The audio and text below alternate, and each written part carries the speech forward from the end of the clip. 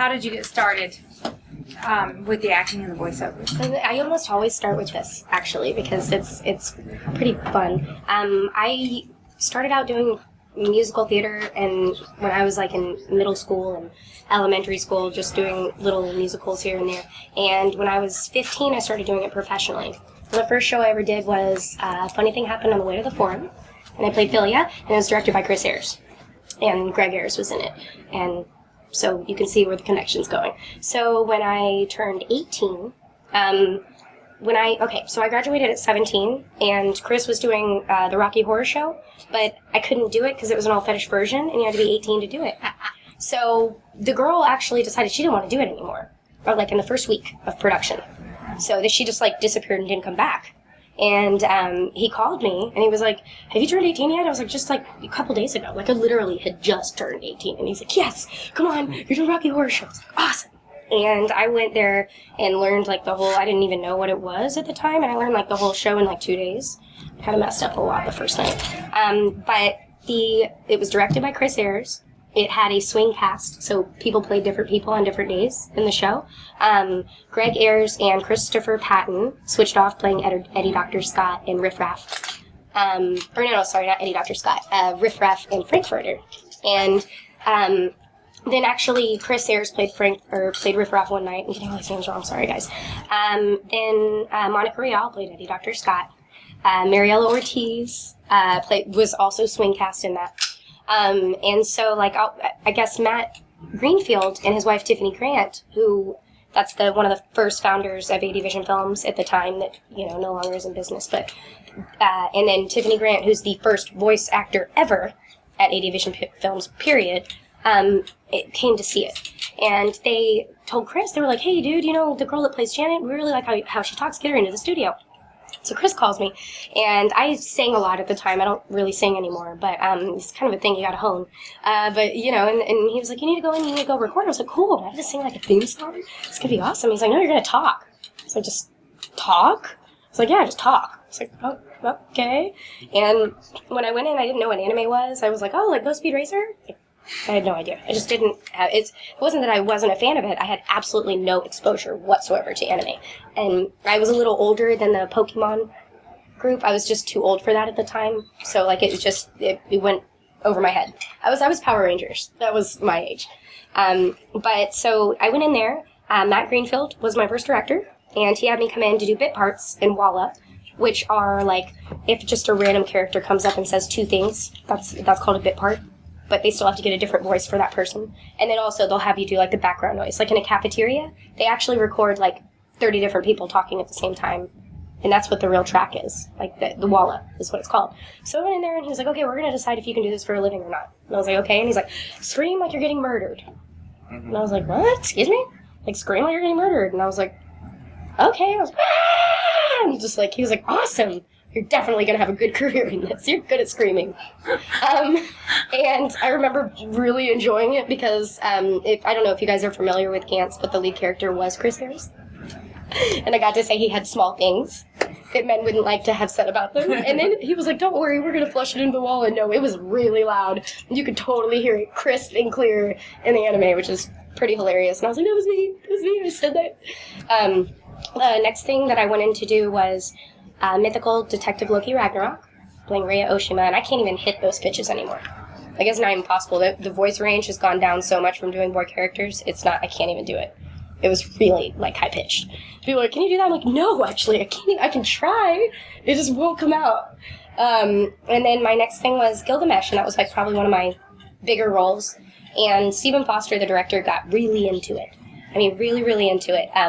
He had, like, the studio blacked out. He bought a bunch of, like, skeletal trees and hung candles from them and lit them and, like, got, like, statues that looked all broken and decrepit and put them in there. And we had to wear black to record. And he turned out the lights on the booth. I mean, this is his favorite baby show, like, ever at the time, And, like, they don't always love everything that comes through that they have to do, but they have to appreciate the art and do it. This was one he loved. And so the first thing that I had to say was, and then. And I recorded that like 55 to 60 times. Like, we had to stop and have a smoke break for him because he was like, I need a cigarette. Because he would say darker, darker. I'm like, that's a shade. It's a shade. It's not a direction. I don't understand what you're talking about. And he would say things like, okay, well, milk it, but skim milk. What? And I just didn't get it. Now I get it all. Okay, so like, you know, they'll say milk it, like milk means to stretch a line where it fits the flaps, but like milk it a little bit or milk it a lot, which is vitamin D, or skim milk, or 2%. So it took me a while to get the lingo. That was tough to do. But then it just went from there. I got into Funimation after waiting on a waiting list for many years, about 4 years ago, I think. And then after that, 80 Vision Films went out of business, unfortunately. And now I work at Seraphim Digital Media, Sentai Filmworks, and Funimation Entertainment. So, yeah. Black Star, right? Black Star. Black Star. Oh, yes. Black Star, Pride, Icarus. Can you believe it got on Toonami? Oh, yeah. I'm really excited about that, actually. I was like, awesome! I know we don't really get that much on there, you know, so I don't ever get anything on there, but I was like, yes. Very fun. So, yeah. Oh, Brotherhood was on Toonami as well. Oh, yeah, Brotherhood. Well, Brotherhood was also on Cartoon Network Adult Swim. Yep. Yeah. But that's a pretty popular Yeah, show. that was a big one. Yeah, Brotherhood was a big show. The Brotherhood was done really well. Yeah. I thought. You could tell they cared about it. Oh, yeah. When it came out, like, the animation is just, there's no reused animation in Full Alchemist Brotherhood. It's great. If you ever look for like just top animes, Brotherhood's usually at the top of everyone's list. Yeah. And I've actually found that Soul Eater is at the top of a lot of people's list Soul as Eater well. is a huge one. Yeah, and a lot of people will be like, you're not my favorite character, but... So I'm like, that's okay, because you're really supposed to hate him a little bit. Love him, but hate him. But you love him because you hate him? Like, because he's so rude all the time. I have to stop signing autographs with him because I say the worst things, and people who don't know who he is are like, I write, like, want my autographs. You know how he used to always say it? Yeah. Exactly. So they're like, wow, you're full of yourself. Want an autograph, huh? Or, like, I would write, I will surpass God. I'm like, I can start my lightning. Oh, God. I'm in trouble, you know? Yeah, I shouldn't be writing that down, though, right? But, you're right. You're like, I shouldn't write that. I actually, in Angel Beats, I play the lead in Angel Beats, and she tells everybody to shut up and die. But it sounds really bad, but it's actually because they can't die. No. So, like, they can have these gruesome, horrible deaths, and they come back the next day. And they're sick of living. They're done with it. It's one of those things, so it's like, shut up and die already. It's kind of hilarious. But when I write that, people are like, if they haven't seen it, they're like, oh, that's horrible. Why would you write that? I'm like, oh, sorry. It's just a show. It's not me. I'm not that full of myself. I don't really think people should die. Sorry. Yeah, like, it's difficult. Any question? You may have already answered this, actually, but what's the strangest direction you've ever been given in the booth? That's a good question. Strangest direction I've ever been given in the booth. Like, I'm trying to think of something that's appropriate to say, because I've had strange directions that might be inappropriate. I don't think there's anything. Word convention. I don't think there's anything. We've heard. This will probably go on TV, but whatever. Whatever. Whenever I was playing Black Star, that was my first boy character. It was very difficult for me to do. And one of the reasons why I don't look online anymore about what people think, because that broke my heart. But yeah, so when I did it, I had to squat.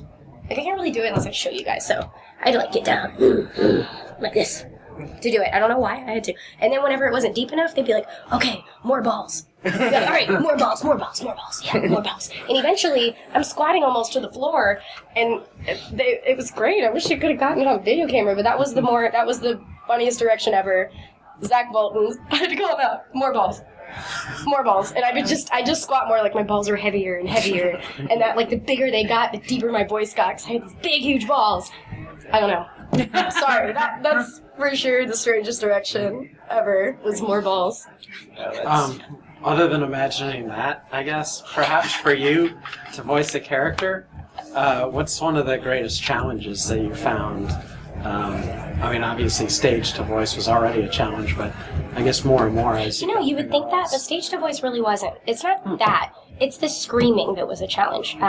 Being murdered, being stabbed to death. Foley was a challenge. The way that I was taught to do Foley, Matt Greenfield told me, okay, well, have someone rearrange all your furniture, and then have them bring you in blindfolded, and every time that you run into something, make the noise ridiculous as you can possibly make it. So, I got blindfolded, and I go in my apartment like everything that I hit just to make them, because I had to learn how to do it, because making those sounds is very unnatural, and It took a while for me to get down like the gasps, because some of them are in out, some of them are out in, some of them are in out in.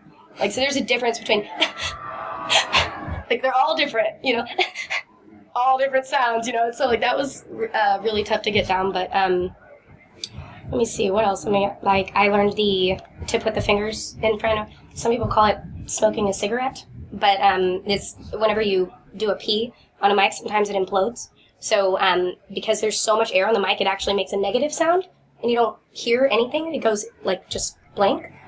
So in order to stop that, because it happens a lot, and you have to redo the line over and over again, when I do things that have big P's, I go, because it stops it. And like, it breaks up the air, so you can still hear the sound. Like when they recorded Full Metal Alchemist, they actually did that into a bowl that was backwards onto the mic. When they made the metal sound, like they didn't add that in. They recorded that into it. It's kind of neat. They still have the bowl there. Like when you go to record, you're like, am I really going to record in this bowl? This is awesome. It sounds neat. It's the resonance. Because the bowl's like backwards. You're recording at the back of the bowl, and there's a microphone here. Like this. This is the microphone, this is the bowl. And you talk into this. And it vibrates over the bowl and makes that sound. It was really neat. Yeah, there's, I think that also Greg one time in one of his shows had like this nose thing. It was over his nose the whole time, and he actually wore a nose piece to make that a realistic sound. It was really hard for me to do eating sounds, too. Talking while eating. So when people talk when they eat, they really don't actually sound that different. But in anime, they do.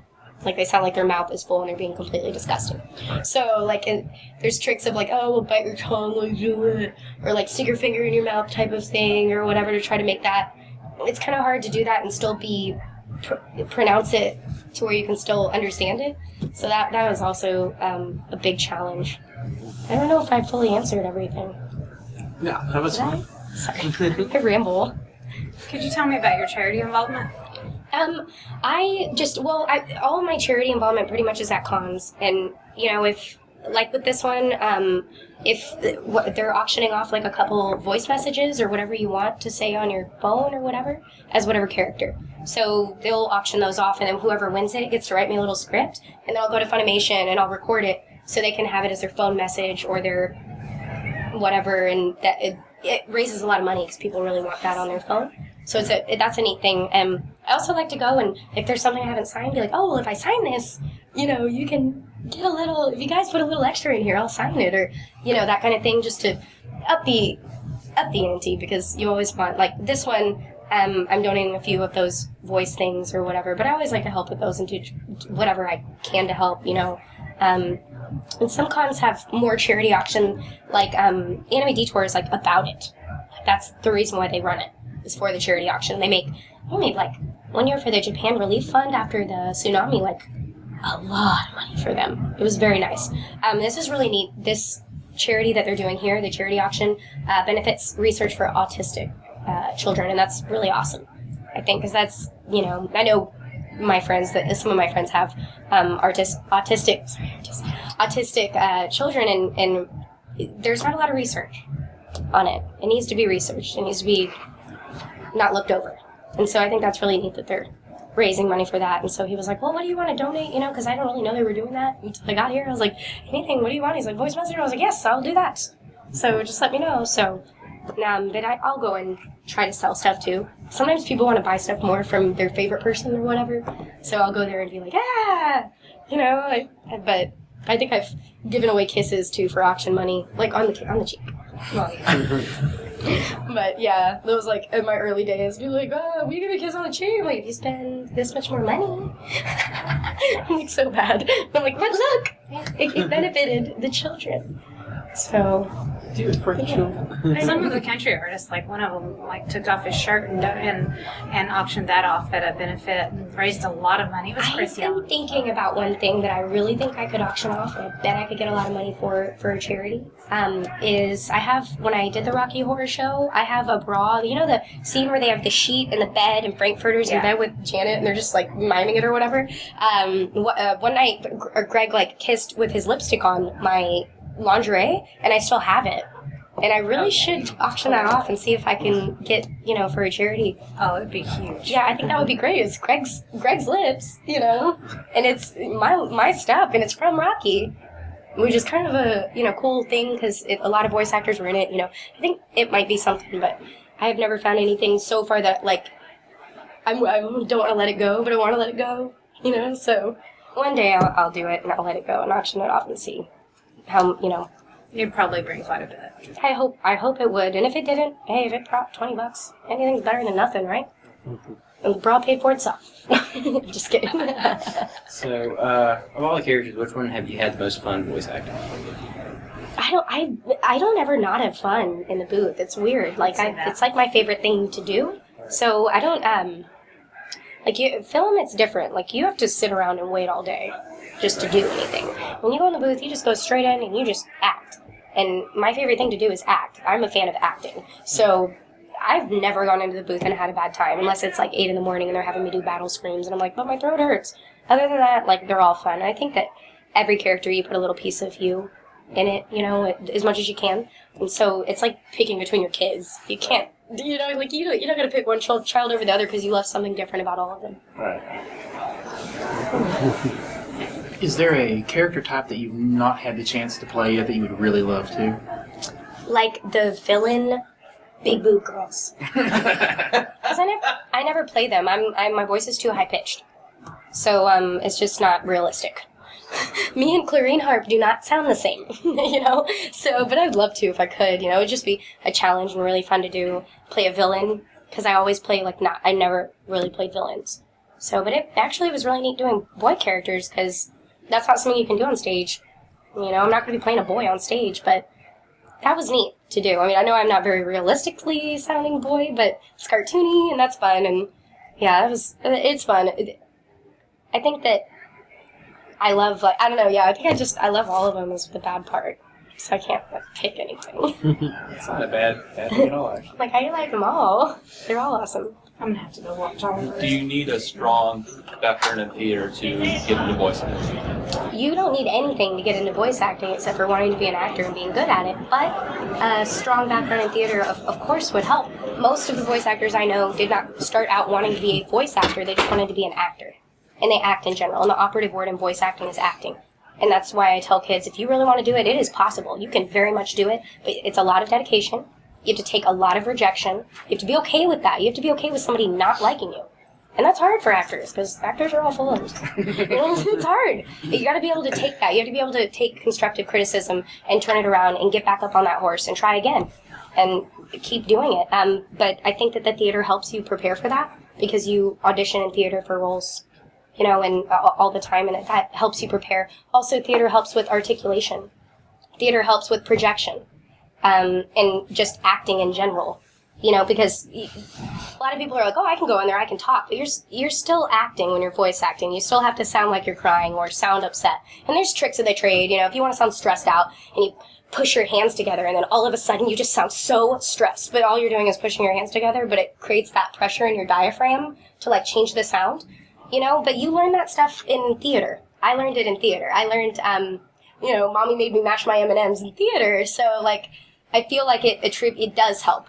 And it's not necessary. Michael Tatum was a composer, before he did this. He wasn't in theater, and he's a great voice actor. He's very talented. But 90% of them started that way, just because it lends itself to it, just naturally.